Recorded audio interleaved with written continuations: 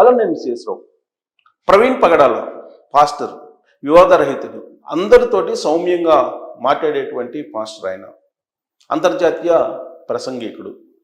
ఆయన రోడ్డు ప్రమాదంలో మరణించారు. అయితే అది రోడ్డు ప్రమాదం కాదు, ఎవరో కావాలని ఉద్దేశపూర్వకంగా రెక్కి నిర్వహించి అతన్ని మర్డర్ చేశారు అనేటువంటి ఒక వాదన బయటకు వస్తుంది.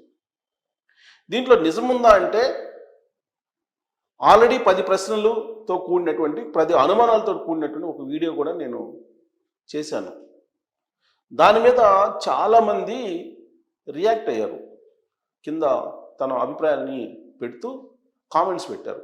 ఆ కామెంట్స్లో చాలామంది వ్యక్తం చేసినటువంటి అభిప్రాయం ఏంటంటే పొలిటికల్ కోణం ఉందా దీంట్లో అనేటువంటి అనుమానాలు వ్యక్తం చేస్తూ వాళ్ళు కామెంట్స్ పెట్టడం జరిగింది.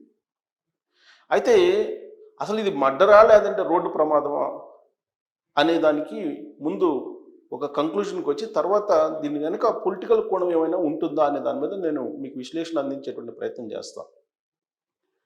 వాస్తవంగా ప్రమాదం జరిగింది రాజానగరం కాన్స్టిట్యున్సీ, తూర్పుగోదావరి జిల్లా. అక్కడికి ఆయన చేరుకోవడానికి కొవ్వూరు టోల్ ప్లాజాను దాటి వెళ్ళాలి. ఆ కొవ్వూరు టోల్ ప్లాజా దగ్గర సీసీ కెమెరా ఫుటేజ్ని పోలీసులు చెక్ చేశారు. ఆ ఫుటేజ్లో ప్రవీణ్ వేసుకెళ్ళినటువంటి మోటార్ బైకు హెడ్లైట్ పగిలింది. మరి అప్పటికే ఏదైనా ఘర్షణ జరిగిందా, ఎవరైనా అతని మీద దాడి చేశారా అనేటువంటి అనుమానాలతో పాటు ఒకవేళ ఎవరైనా వెంటాడి అక్కడికి వచ్చిన తర్వాత రాజానగరం నియోజకవర్గానికి అతన్ని యాక్సిడెంట్కి గురి చేశారా అనేటువంటి అనుమానాలు అయితే ఉన్నాయి. పోస్ట్ మార్టం అయితే చేశారు.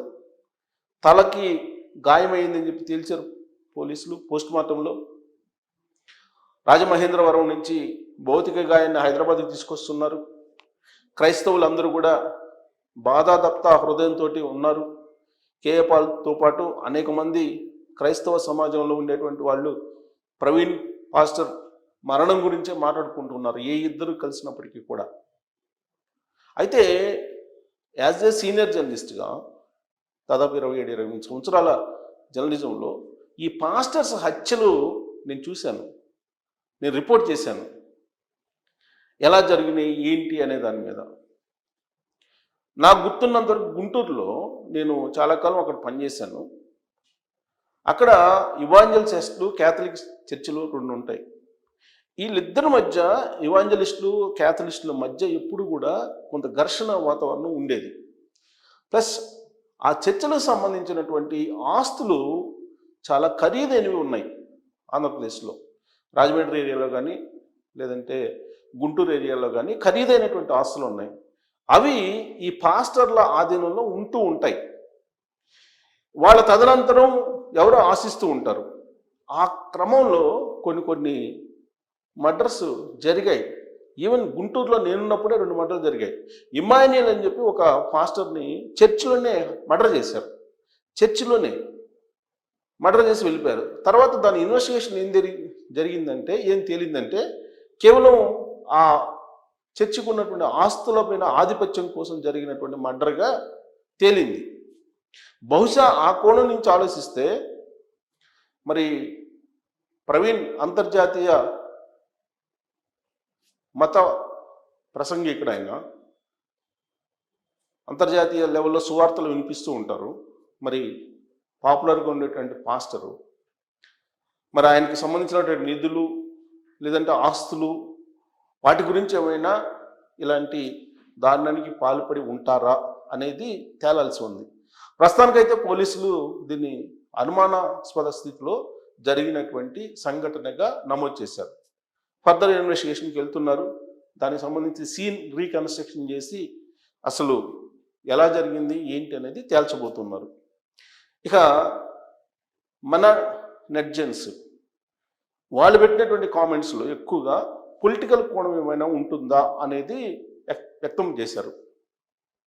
ఈ మధ్యకాలంలో ఆంధ్రప్రదేశ్లో చర్చి ఫాదర్లు రాజకీయం యొక్క ప్రభావం అనే దాని మీద కొంత బాగా నడిచింది ప్రచారం. 2019 ఎన్నికల్లో చర్చి ఫాదర్లందరూ కూడా అక్కడికి వచ్చేటువంటి క్రిస్టియన్ అభిమానుల్ని ఎటువైపు తిప్పారు అనేది అందరికీ తెలుసు. బ్రదర్ అనిల్ లీడ్ చేశారు.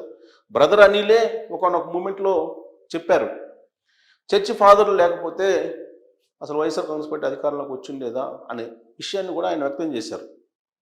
సో బ్రదర్ అనిల్ ఆంధ్రప్రదేశ్లో ఉండే చర్చి ఫాదర్లు అందరితో కూడా సమావేశాలు నిర్వహించి అప్పట్లో వైఎస్ఆర్ కాంగ్రెస్ పార్టీని అధికారంలోకి తీసుకురావడానికి సర్వశక్తులు ఒడ్డారు.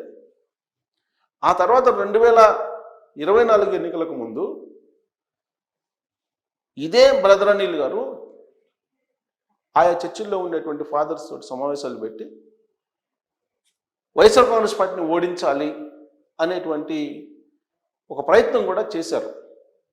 ఆ సందర్భంగా ఎక్కువగా ఆయన రాజమండ్రి ప్రాంతాలకు వెళ్ళేవాళ్ళు, అలాగే అమలాపురం, అదే ఉభయ గోదావరి జిల్లాలు, గుంటూరు, రాయలసీమ, ఇలా అన్ని చాలా ప్రాంతాల్లో కూడా ఆయన పర్యటించి చర్చి ఫాదర్లను అందరినీ కూడా గ్యాదర్ చేసి వైఎస్ఆర్ కాంగ్రెస్ పార్టీని అధికారంలోకి దించాలి అనేటువంటి ప్రయత్నం చేశారు. అది ఆల్రెడీ అన్ని న్యూస్లో కూడా అప్పుడు వచ్చింది.